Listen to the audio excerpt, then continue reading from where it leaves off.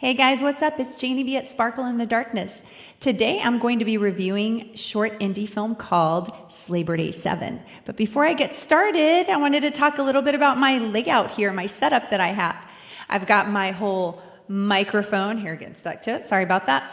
Microphone, webcam, computer, and I'm kind of liking this because I'm spending a lot of time online with this whole social distancing thing that we've had going on, which I am over. And I'm sure you are too. So yes, new setup.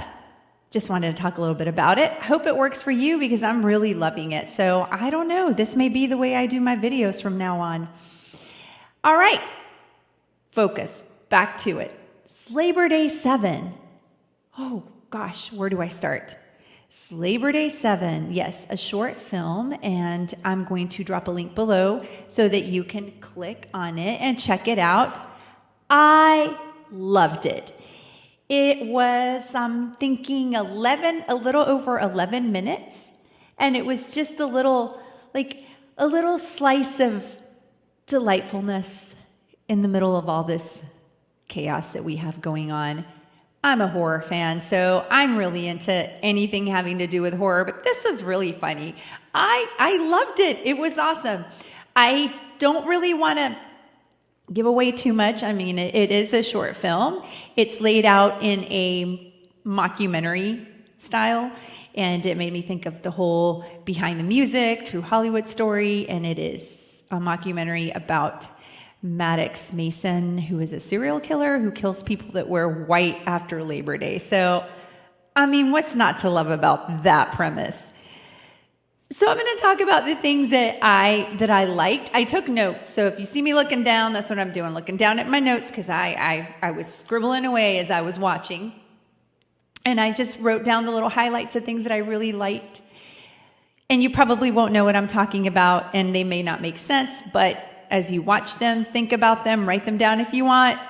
If that's your thing, go watch it and then come back and watch this, or go watch it and you'll know what I'm talking about. All right, let's go through the things that I really, really loved about Slaybor Day 7, which is kind of hard because I love the whole thing, thoroughly enjoyed it. First of all, the layout, the whole mockumentary thing, it was awesome. The interviewer was entertaining. He was so serious, and he was like that Robert Stack guy on Unsolved Mysteries, and he was wearing the trench coat, and I think it was even all dark where he's walking down the steps. So I really, really liked that. I really enjoyed that. The mom was great. You know, every serial killer's mom is going to start off by saying, he's a good boy. And she went in that direction, but she elaborated on that and it was very, very funny in the things that she had to say about her son, Maddox Mason. Let's see, what else? So many notes I took. The super fangirls, the fangirls that were into Maddox Mason and that whole thing were great. There was one in particular. In fact, this was another thing that I wrote on my notes. It was a YouTuber, a horror fan YouTuber, by the name of Chocorella. Yep, Chocorella with 3 L's. Very nice. Very well played. Chocorella with 3 L's. What else? The horror tropes. It had the horror tropes that you're going to find in a horror movie, but of course in a funny way with their funny little twists. There was one bit with the car stalling and the whole little chain of events that unfolded from there. There was a bit having to do with a brewery, which is very timely because I see a lot of those things popping up everywhere now. Delilah Bloodworth was another character I really enjoyed watching, which was his love interest, Delilah Bloodworth, his wife, her wedding dress. There's another bit with tidy whities. So yeah, the tidy whities crack me up. And it just, there were so many funny little details interspersed throughout the movie. The little twist at the end was enjoyable. And there were just so many funny little moments. I laughed and smiled all the way through. And I mean, what more can you ask for as a fan, you know, other than to be entertained? And so this movie was entertaining. You definitely have to check it out. I am going to include the link below in the description box. I'm also going to include a link to the website where you can go and see all the awards that Slaybor Day 7 won, and rightfully so. You can even sign up for their newsletter so you can get updates on developments for Slaybor Day 7. So there you have it, my review of Slaybor Day 7.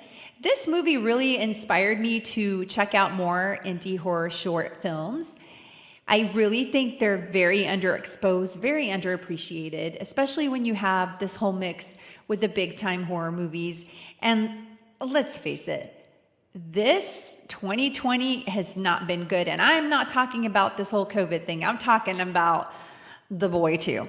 I'm talking about The Turning. And it sounds terrible. And I really hate to be negative. And I don't like talking bad about someone else, about their craft. And I don't like talking bad about films. But those, I really just had a hard time with them. So this was very refreshing. And yeah, I'm going to make me some short indie horror film review videos. So be sure to subscribe if you're into horror, if you're into movies, if you're into entertainment. Click the subscribe button, click the bell button for notifications. And until next time, we'll see you on the next one. Take care, everybody. This is Janie B at Sparkle in the Darkness. Bye.